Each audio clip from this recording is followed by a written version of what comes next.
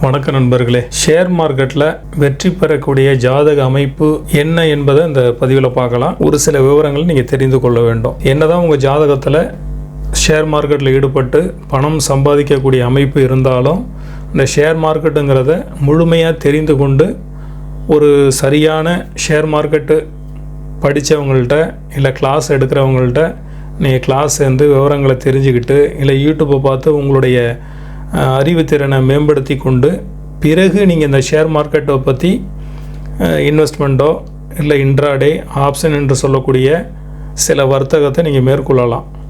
ஆனால் உங்கள் ஜாதகத்தில் ஷேர் மார்க்கெட்டில் போகலாங்கிற ஒரு விவரத்தை மட்டும் வச்சுக்கிட்டு கண்மூடித்தனமாக நீங்கள் ஷேர் மார்க்கெட்டில் உள்ளே புகுந்து முதலீடுகள் செய்யக்கூடாது என்பதை தாழ்மையுடன் கேட்டுக்கொண்டு இந்த பதிவை நான் ஆரம்பிக்கிறேன். நிறைய பேர் என்கிட்ட கேட்குற ஒரே கேள்வி, ஷேர் மார்க்கெட்டில் பங்கு பெற்று ஷேர் மார்க்கெட்டில் முதலீடு செய்து என்னால் லாபம் சம்பாதிக்க முடியுமா அப்படிங்கிற கேள்வியை நிறைய கேட்டுக்கிட்டு இருக்காங்க. ஜோதிடம் பார்க்க வரவங்க பெரும்பாலோர் என்னிடம் கேட்க வேண்டிய முதல் கேள்வியை, நான் ஷேர் மார்க்கெட்டில் முதலீடு செய்யலாமா அப்படிங்கிற ஒரு கேள்வியை தான் முன்வைக்கிறாங்க. அதற்கு முன்பு அவங்க அந்த ஷேர் மார்க்கெட்டை பற்றி தெரிந்து கொண்டு அந்த துறையில் ஈடுபடுறாங்களா என்பது ஒரு கேள்விக்குறி தான். அப்படி நீங்கள் கண்மூடித்தனமாக உங்கள் ஜாதகத்தில் அந்த அமைப்பு இருந்தும் கண்மூடித்தனமாக நீங்கள் அதில் ஈடுபட்டீங்க அப்படின்னா ஷேர் மார்க்கெட்டில் உங்களுக்கு லாபம் கிடைக்காது, நஷ்டம்தான் ஏற்படும். நமக்கு தெரிந்த விஷயங்களை மட்டும் தான் செய்யணும், தெரியாத விஷயங்களை செய்யக்கூடாது. இப்போ என்னதான் நமக்கு ஜாதகத்தில் அமைப்பு இருந்தாலும் அமைப்பை தெரிந்து கொண்டு ஷேர் மார்க்கெட்டை முறையாக கற்றுக்கொண்டு பிறகு நீங்கள் ஷேர் மார்க்கெட்டு பங்கு வர்த்தகத்தில் நீங்கள் ஈடுபடலாம்.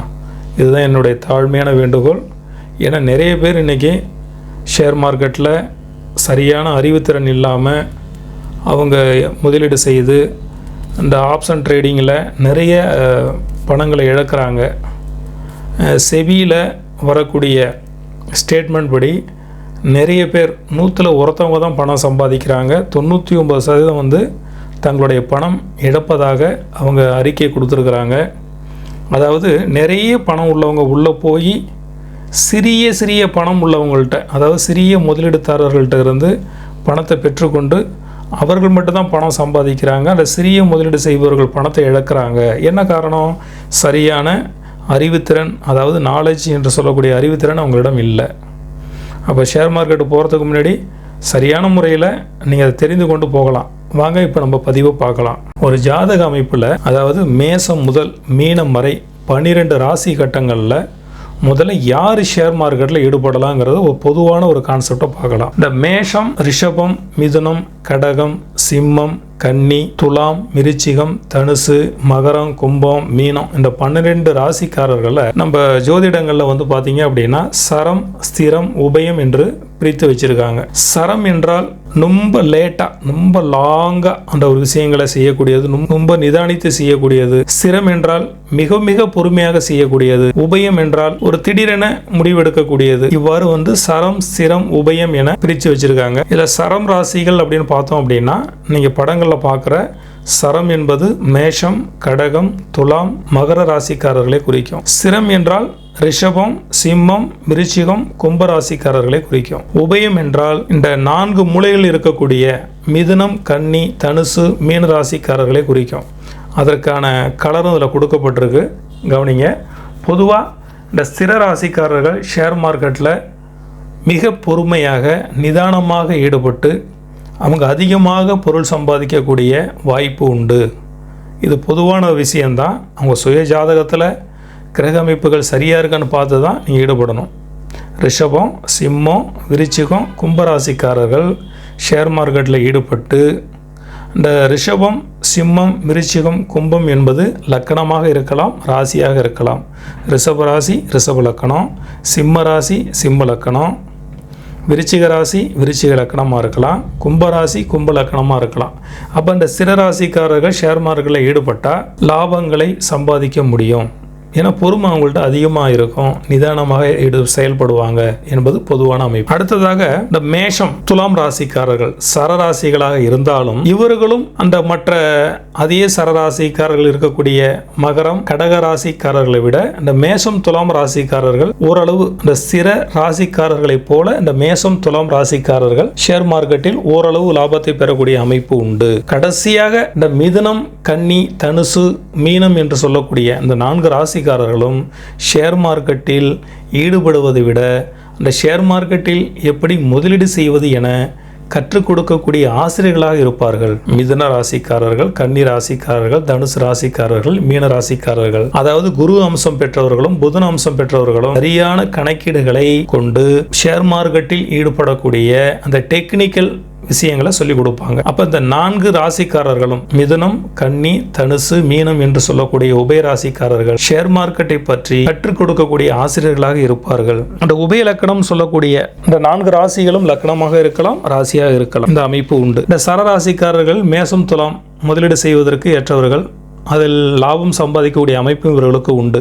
ஆனால் இந்த மகர ராசிக்காரர்களும் கடக ராசிக்காரர்களும் ஷேர் மார்க்கெட்டில் பங்கு பெறக்கூடிய அமைப்பு பொதுவாக இல்லை என்றே சொல்ல முடியும். ஏன்னா இவங்க என்ன செய்வாங்க அப்படின்னா அவங்களுடைய எமோஷனல் சொல்லக்கூடிய மன ஒருமைப்பாடு இல்லாமல் போகிறது தான் இவங்க ஷேர் மார்க்கெட்டில் பங்கு பெறுவதற்கான வாய்ப்பு குறைவுன்னே சொல்ல முடியும். நம்ம மனசை கட்டுப்படுத்தக்கூடிய அமைப்பு உங்கள்கிட்ட கிடையாது. எமோஷன் அதிகமாகுவாங்க. எப்போதுமே ஷேர் மார்க்கெட் வர்த்தகத்தில் நீங்கள் ஈடுபடும் போது இந்த எமோஷனலை கண்ட்ரோல் பண்ணணும்னு சொல்லுவாங்க. இதுதான் பொதுவாக அந்த சரம், சிரம், உபயம் ராசிக்காரர்களில் வைத்து சொல்லக்கூடிய ஒரு பொதுவான அமைப்பு. இந்த கிரக நிலையை வைத்து இந்த ஷேர் மார்க்கெட்ல பங்கு பெறக்கூடிய அமைப்பு யாருக்கு இருக்கு இல்லை என்பதை இப்ப நம்ம பார்க்கலாம். ஒருவரின் பிறந்த ஜனனகால ஜாதகத்துல லக்னம் ஜாதகரின் ஆளுமையை குறிக்கும்.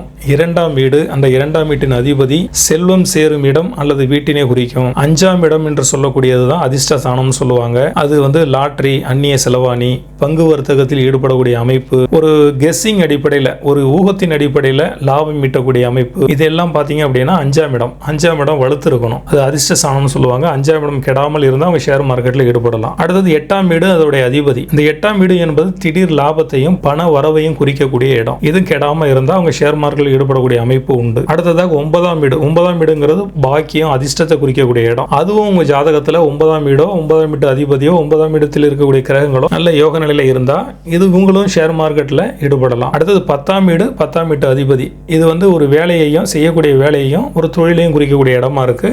இந்த 10ஆம் வீட்டு அதிபதியும் சரியான இடங்கள் அமர்ந்திருக்கிறது நல்லது. அடுத்தது நம்ம என்னதான் அதிர்ஷ்டம் இருந்தாலும், என்னதான் நமக்கு பண வரவு இருந்தாலும், ஒரு தொழிலை நம்ம செஞ்சாலும் அதுல லாபம் கிடைக்குமான்னு சொல்லி பார்க்கும்போது அது 11ஆம் வீடு. 11ஆம் வீடு இல்லைன்னா 11ஆம் வீட்டு அதிபதி வருமானம் தரக்கூடிய வகையில லாபம் தரக்கூடிய அமைப்புல இருந்தாங்க அப்படின்னா அது நம்ம இந்த ஷேர் மார்க்கெட்ல ஈடுபடலாம். அடுத்ததாக இந்த 3, 6, 12 வீடுகள் அதன் அதிபதிகள் சில ஜாதகங்கள்ல மறைவு ஸ்தானங்கள் சொல்லுவாங்க. 3, 6, 12 வீடுகள் அதிபதி நஷ்டம் தரும் வீடுகளாக உள்ளது. இது மாதிரி இந்த 3, 6, 12 இருக்கக்கூடிய கிரகங்கள் நஷ்டம் தர அமைப்பா இருந்தா ஷேர் மார்க்கெட்டை செய்ய வேணானே சொல்ல முடியும். குரு, சந்திரன், புதன், ராகு இந்த 4 கிரகங்களும் ஷேர் மார்க்கெட்ல முக்கிய பங்கு வகிக்குது. குருங்கிறது பெருஞ்செல்வம், செல்வத்தை ஆளக்கூடிய கிரகம், தனக்காரகன் என்று சொல்லக்கூடிய குரு உங்க ஜாதகத்துல கெடாம இருக்கணும். அடுத்து சந்திரன். ஏன்னா ஷேர் மார்க்கெட்ல ஈடுபடும் போது ஸ்டாக் இன்வெஸ்ட்மெண்ட் பண்ணும்போது இல்ல இன்ட்ராடே ஒரு நாள்ல வாங்கி ஒரே நாள்ல விற்கக்கூடிய அந்த அமைப்பு. அடுத்து ஆப்ஷன் சொல்லக்கூடிய அமைப்பு, வாங்கி வைக்கிறது, ஹோல்டிங் பண்றது, லாங் டைம் வைக்கிறது, இது எல்லாத்துக்குமே பாத்தீங்க அப்படின்னா நமக்கு மனசு கண்ட்ரோலா இருக்கணும். பயப்படுவாங்க சில பேர்.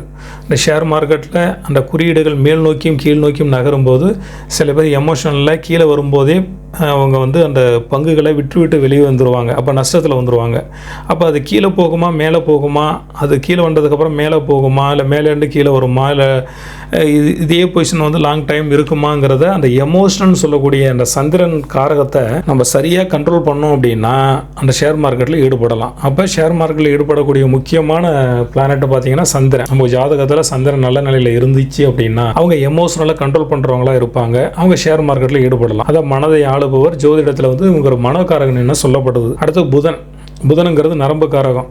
ஒரு டெக்னிக்கலா ஒரு புத்திமான்னு சொல்லலாம். புதன் உணர்ச்சிகளையும் இந்த ஆன்மாவையும் கட்டுப்படுத்தக்கூடியது தான் புத்திமான்னு சொல்லக்கூடிய புதன். புதன் ஜாதகத்தில் சரியா இருந்தால் அவங்க ஒரு கணக்கு போட்டு ஒரு சரியான முறையில் செய்யும் போது அவங்களுக்கு வெற்றி கிடைக்கும். அவங்க புதன் ஜாதகத்தில் வலிமையா இருக்கணும். அடுத்து ராகு பகவான். ராகு பாத்தீங்க அப்படின்னா ஜாதகத்தில் சரியான நிலையில் இருந்துட்டார் அப்படின்னா ராகு யோக காரகன். திடீரென ஒரு விஷயத்தை நடத்தக்கூடியவர். ராகுங்கிறது பிரம்மாண்டம். அப்ப ராகு, புதன், சந்திரன் ஜாதகங்கள்ல சரியான அமைப்புல இருந்தாங்க அப்படின்னா இவங்கெல்லாம் ஷேர் மார்க்கெட்ல ஈடுபடலாம். அடுத்தது அந்த பங்கு சந்தையில் வெற்றி தரும் சில கிரக சேர்க்கைகளை பார்க்கலாம். இந்த தனக்காரகன் சொல்லக்கூடிய 2ஆம் இடத்து அதிபதி, 5ஆம் இடத்து அதிபதி அதிர்ஷ்டஸ்தானம் சொல்லக்கூடிய 5ஆம் இடம், லாபஸ்தானம் சொல்லக்கூடிய அந்த 11ஆம் இடம், 2, 5, 11ஆம் இடத்தில் இருக்கக்கூடிய கிரகங்களுடைய இணைவு அல்லது அதனுடைய தொடர்பு ஜாதகத்தில் இருந்துச்சு அப்படின்னா நிச்சயமா இவங்க பங்கு சந்தையில வெற்றி பெறக்கூடிய அமைப்பு உண்டு. இதுல சந்தேகம் வேண்டாம். அதே போல ஒரு ஜாதகத்துல 2ஆம் இடம், 4ஆம் இடம், 9ஆம் இடம், 11ஆம் இடம் 2ங்கிறது தனஸ்தானம், 4ங்கிறது கல்விஸ்தானம், 9ஆம் இடங்கிறது அதிர்ஷ்டஸ்தானம்,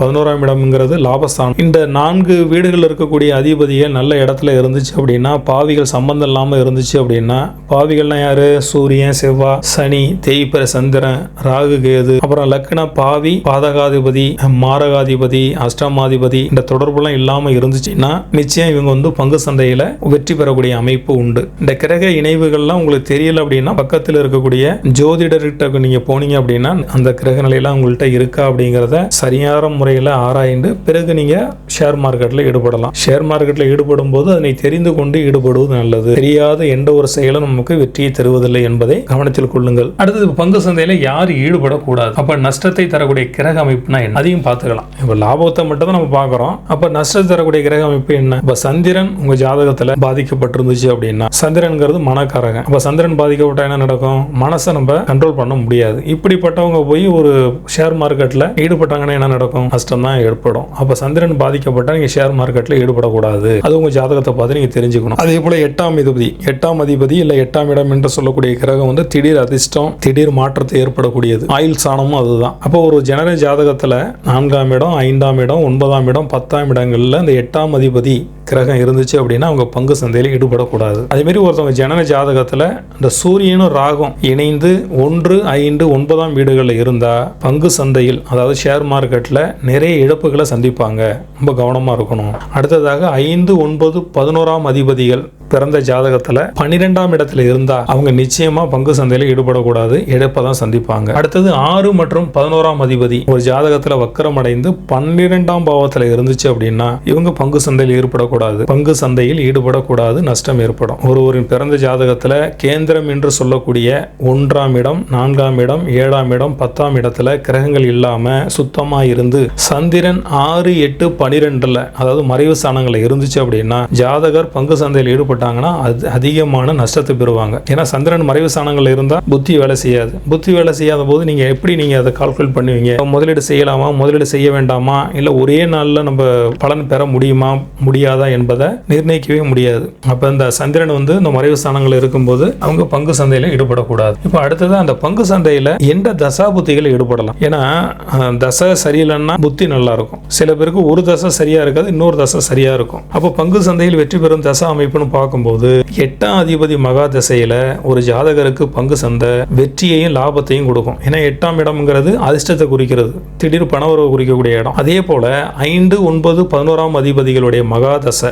5ஆம் இடம் அதிர்ஷ்டஸ்தானம், 9ஆம் இடம் பாக்கியஸ்தானம், 11ஆம் இடம் லாபஸ்தானம். இந்த கிரகங்களுடைய மகா தசையில ஒரு ஜாதகர் பங்கு சந்தை மூலமாக நல்ல லாபத்தை பெறக்கூடிய அமைப்பு உண்டு. அதே போல அந்த குரு மற்றும் ராகுவோட கோச்சாரம்னா தினசரி ராசி பலன்களை சொல்லக்கூடிய அமைப்பு. பாக்கியம் மற்றும் லாபஸ்தானங்கள்ல அதாவது 9ஆம் இடம், 11ஆம் இடங்கள்ல இந்த குரு ராகு செல்லும் போது பங்கு சந்தை லாபத்தை கொடுக்கும்னு சொல்ல முடியும். இதெல்லாம் வந்து பங்கு சந்தையில வெற்றி பெறும் தசா அமைப்புகள். அதே போல பங்கு சந்தையில நஷ்டத்தை சந்திக்கக்கூடிய தசா அமைப்பும் பார்க்கலாம். அதே போல ஒரு லக்னத்துக்கு பாதகாதிபதி தசை, சர லக்னத்திற்கு 11ஆம் அதிபதி, ஸ்திர லக்னத்திற்கு 9ஆம் அதிபதி, உபய லக்னத்திற்கு 7ஆம் அதிபதியின் தசை வந்துச்சு அப்படின்னா இவங்க பங்கு சந்தையில் ஈடுபடக்கூடாது. அப்ப எல்லா லக்னத்திற்கும் அஷ்டமாதிபதினு சொல்லக்கூடிய 8ஆம் இடத்து அதிபதி தொடர்பு கொண்ட பாதகாதிபதி தசையில யாரும் பங்கு சந்தையில ஈடுபடக்கூடாது. இதே போல நிறைய விதிகள் இருக்கு. உங்க ஜாதகங்கள்ல நீங்க பங்கு சந்தையில ஈடுபடணும் உங்களுக்கு விருப்பம் இருந்துச்சு அப்படின்னா உங்க ஜாதகத்தை பக்கத்தில் இருக்கக்கூடிய உங்களுக்கு விருப்பப்பட்ட ஜோதிடரிடம் சென்று